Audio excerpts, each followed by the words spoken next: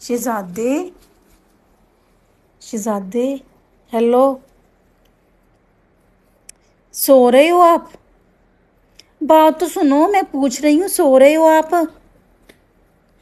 सो रहे हो? उठे तो सही। तू सो अन्नी रहे हो? है, तू अन्नी है। तेनू दीदा नहीं, तेरी अखां अगे पट्टी बन्नी है। चंगा भला सुता पिया। हुण की है, की बकवास है तेरी? हुण की चक्कर की है? नहीं, मैंने कहा था आप सो रहे हो। और तेरा दिमाग खराब है। हुण आख लगी मैं दवाई खा के पिया, गला मेरा खराब है। नहीं, उल्लू दी पट्टी पागल।